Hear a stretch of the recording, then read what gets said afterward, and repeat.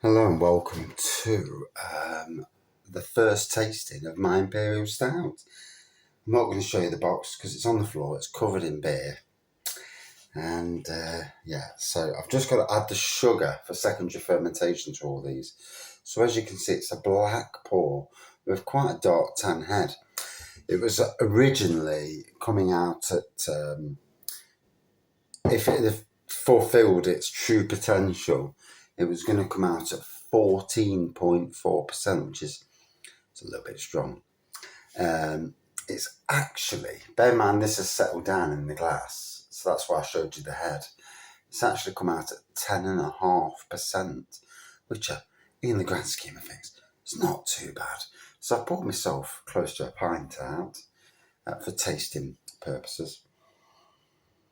It smells amazing. It smells like it always does, to be fair. So I had massive reservations, especially yesterday when before I put the hops in, that it wasn't going to be anything like what it was. But bearing in mind that it needs to secondary ferment, bearing in mind also that there's going to be some settling. I can see it on some of the bottles already where the sediment has settled. Certainly the last couple of bottles. So, and I'll show you that. You can see the bottom of the bottle there, dark sediment. So that was right near the end. This was right near the end as well. So that's why it's, but it did have that head on it, that dark head. And I think it does smell amazing. It's just a straight up impy, albeit 10%. Dark malts, smells decadent. Dark chocolate.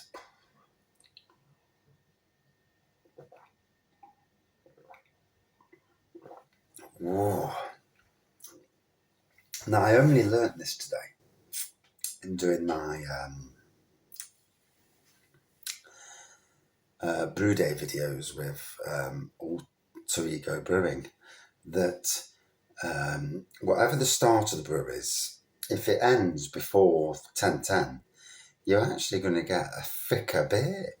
So in some ways, this has done itself a favour because 10% is still decent, but it's made a really thick.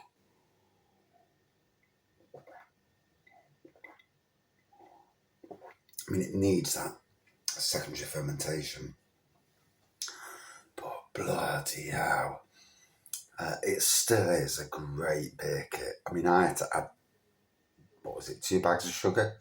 Because they dropped it down to 7.2, which I think is a bit cuntish, but hey ho. But it's still got an amazing twang to it. Malty twang. It's got a real kick in the ABV, but you don't feel it because what you do get from this is a real thickness.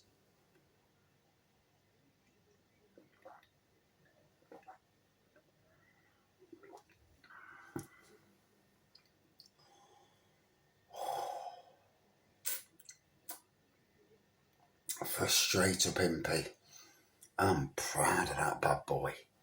I put that against some commercial breweries and what they brew, and this is off a kit. Bearing in mind, it's a bloody kit. So it's 1 or 2 bags of sugar. I can't remember what I actually put in there. Might have been 2 bags of sugar.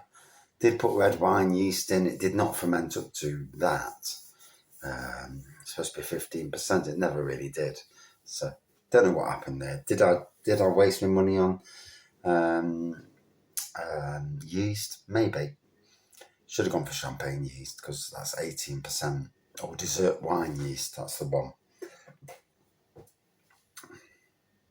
I've used it before and it's worked good. But it's the thickness.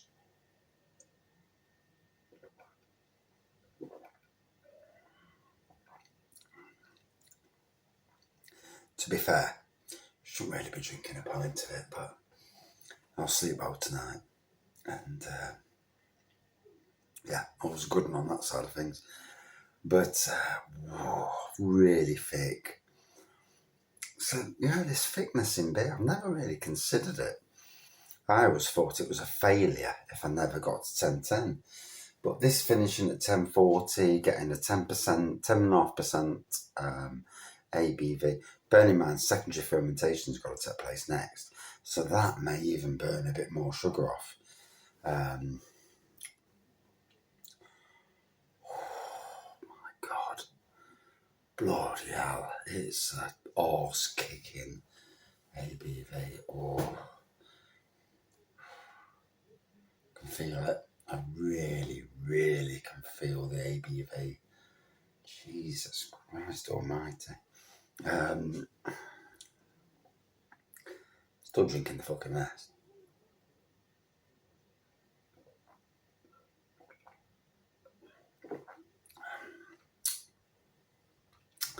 So, the Imperial Stout from Love Brewing. Don't call it Russian Imperial Stout anymore. I'm not sure if that's a thing because of the times, or whether because the ABV's dropped down to 7.2.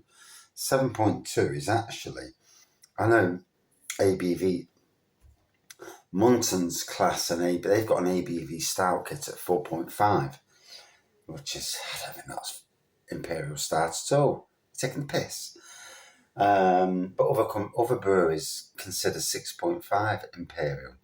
So I don't know about that, I suppose. But for me, it's 8.5 and over is ABV, is Imperial. But in any case, this is 10.5. I'm going to name it. Then when I review it again, it's going to have a name. Yeah, we'll see what it's going to be called. I'm going to start naming my beers. Yeah, I've played around with them. They're not the original kit, and I don't care anyway. It's what it is. Gotta give your beer a name, haven't you? It's like a dog. You don't call dog, do you? Yeah, dog. Dog. Come on, dog. Sit, dog. Sit. Do you? I mean, let's be fair. So, yeah, call a name. Give the beer a name. But in any case, that is tasting bang on. The Columbus hops really did do it proud, because before then, it didn't smell good at all. So just to show you how hops do mean a lot. Using the Aldi veg bag for 25p stopped all the crap going into the beer, but still allowed the hops to do their thing. So that was a good move.